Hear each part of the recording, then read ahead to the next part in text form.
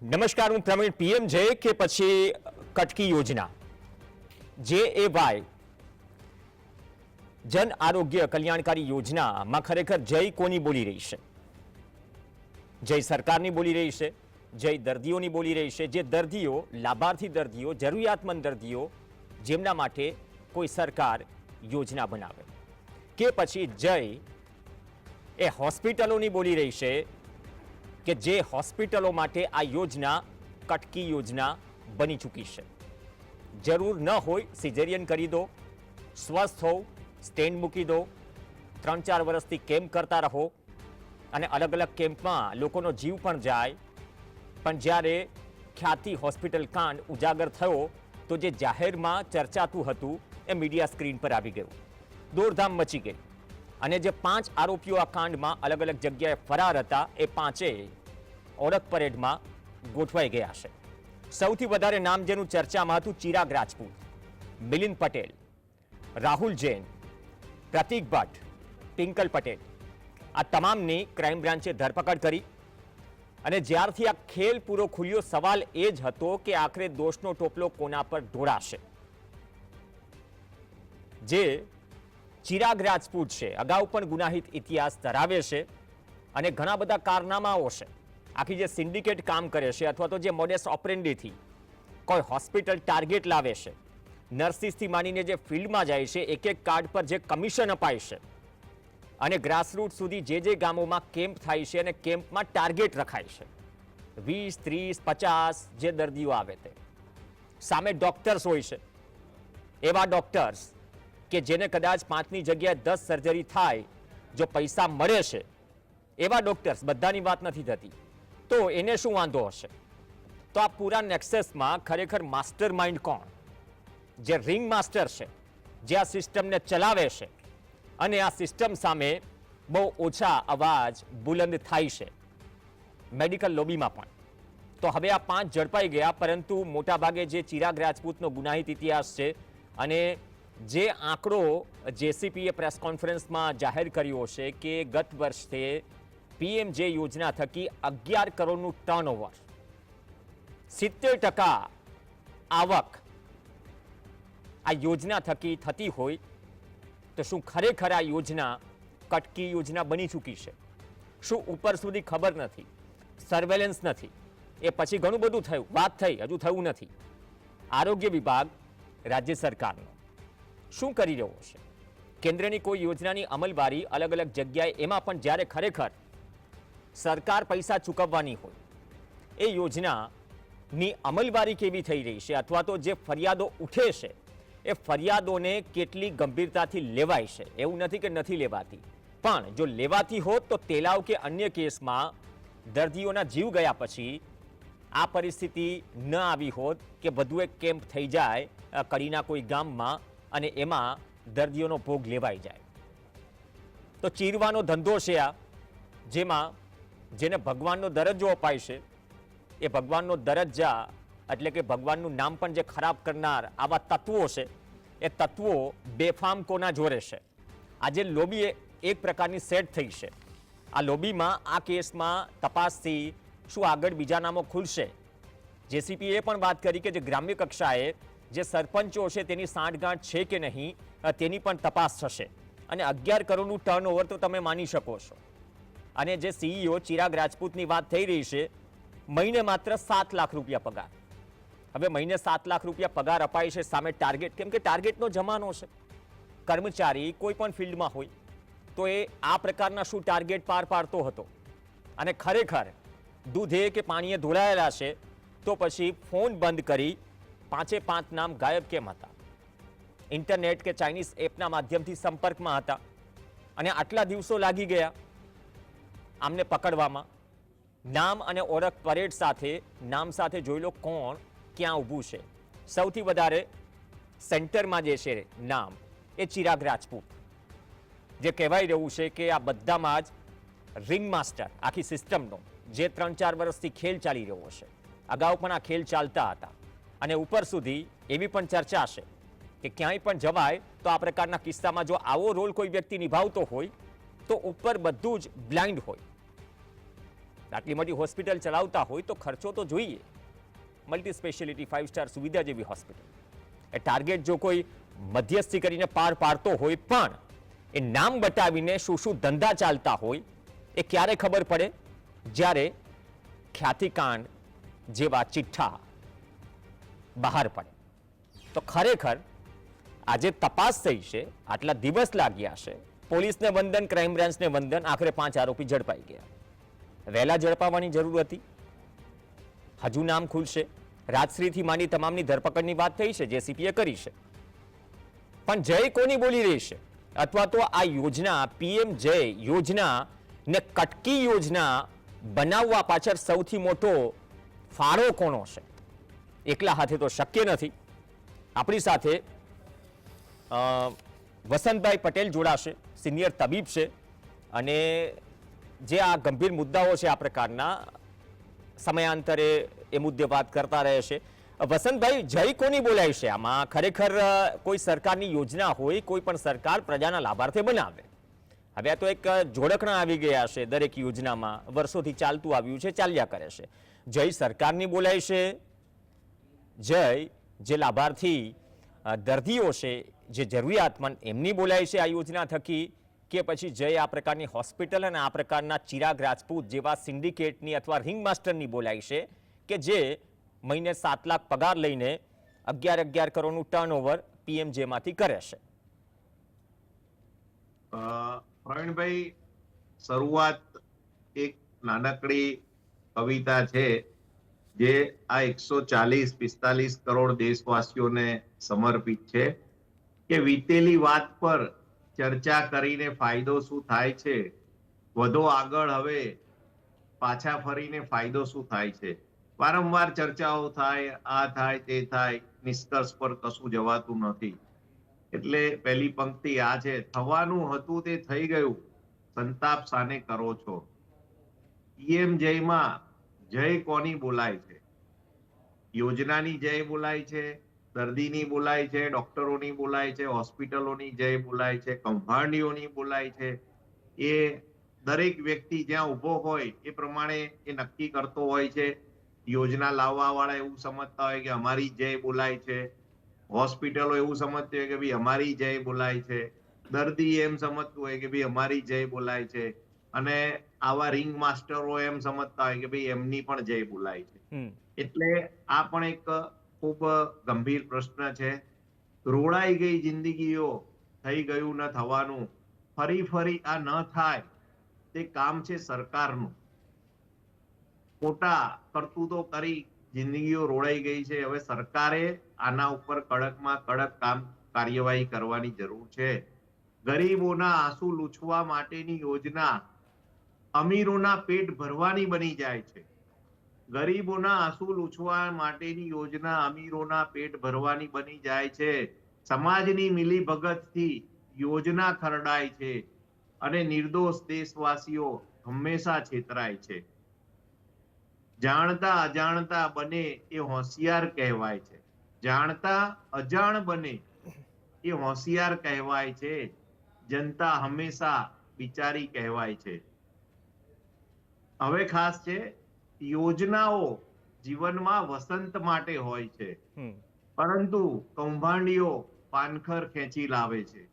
આ યોજના ખૂબ સરસ છે. ગરીબ વર્ગના માટે એક સારામાં સારી યોજના અત્યાર સુધીમાં આરોગ્ય ક્ષેત્રે આવી હોય તો આ યોજના છે.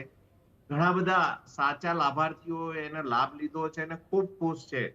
એના કારણે સરકારનો આભાર પણ માની રહ્યા છે અને એ આભાર ક્યાંક ના ક્યાંક મતદાનમાં એ આભાર પ્રગટ પણ કરી રહ્યા છે મતદાતાઓ.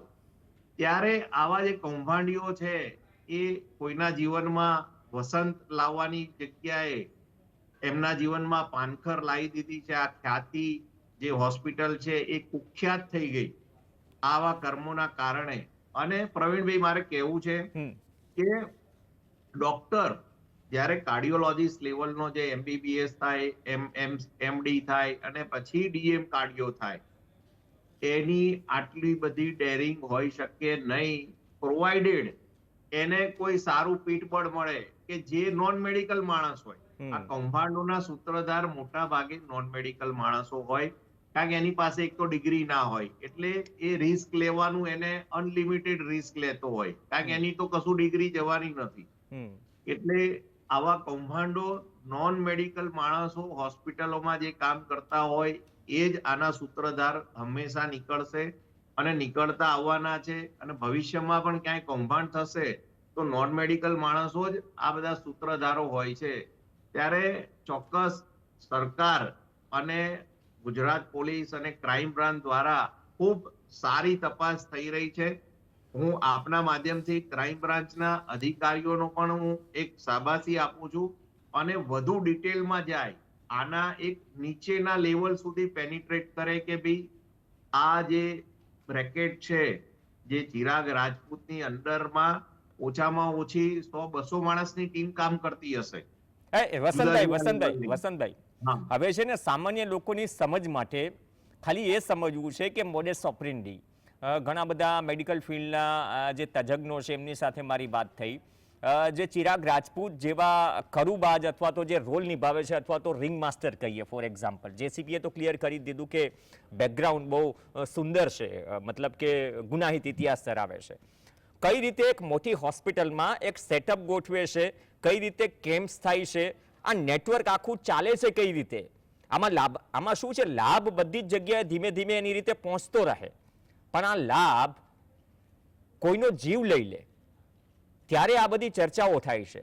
ખરેખર આ પ્રકારનું જે સેટઅપ જે છે અથવા મોડેસ ઓપરેન્ડી છે જે ઘણી બધી હોસ્પિટલોમાં ચાલે છે, માત્ર ખ્યાતિ જે ખડાયેલી નથી, આરોગ્ય વિભાગ પણ જાણે છે, સરકાર પણ જાણે છે, તો આખી કવાયત બિંદાસ્ત રીતે કોઈ કદાચ જીવ પણ ગુમાવી દે છતાં પણ ડર વગર આખી મોડેસ ઓપરેન્ડી લોકોને સમજાય એ રીતે આપણે સમજવી છે. હવે સૌથી પહેલું કે આવા લોકો ગામડાઓમાં જઈને કેમ્પ કરે ત્યાં એમના પેલા જુવારના દાણા નાખે, પછી કબૂતરો બધા ભેગા થાય ને પછી ઉપર જાળ નાખી દે. એ જાળમાંથી જેટલા પાસે આયુષ્માન કાર્ડ જે પીએમજય કાર્ડ છે એમને એ લોકો બેસાડી લક્ઝરીમાં એમના ત્યાં લઈ આવે. એને પેટમાં દુખતું હોય કે પગમાં દુખતું હોય કે ગમે તે, પણ જે પીએમજય કાર્ડ યોજના અંતર્ગત જે ઓપરેશનોની કિંમત વધારે છે, લાખમાં છે, એના માટે આવા દર્દીઓને એમાંથી ચૂઝ કરવામાં આવે.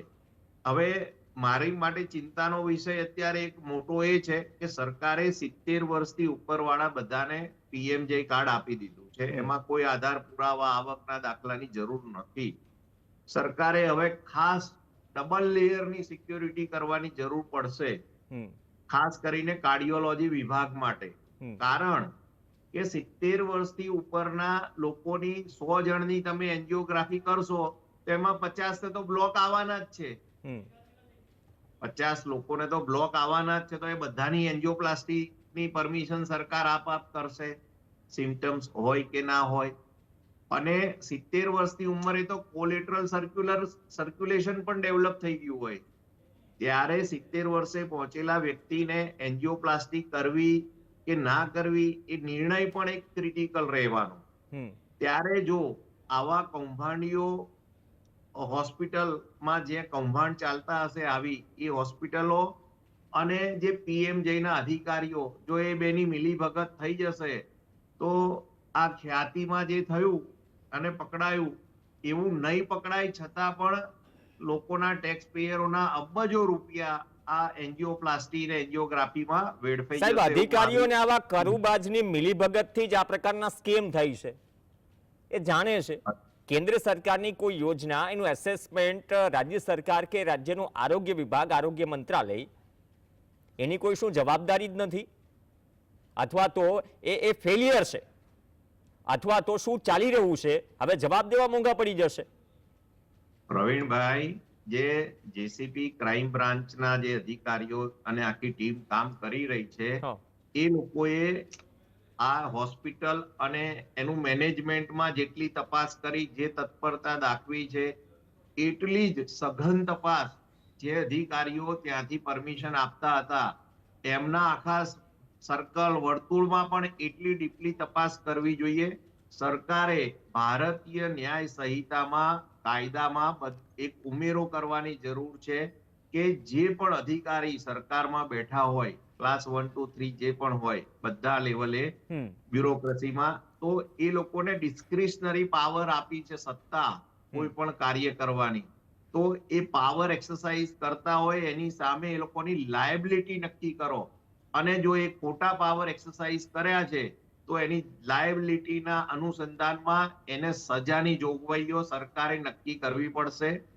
તો જ આ ભ્રષ્ટાચાર ક્યાંક થોડું કંટ્રોલમાં આવશે. બાકી આને કંટ્રોલ કરવું મોદી સાહેબના હાથમાં બી નથી, પણ કોઈ પણ નવા સત્તાધીશ આવશે કોઈ કંટ્રોલ નહીં કરી શકે.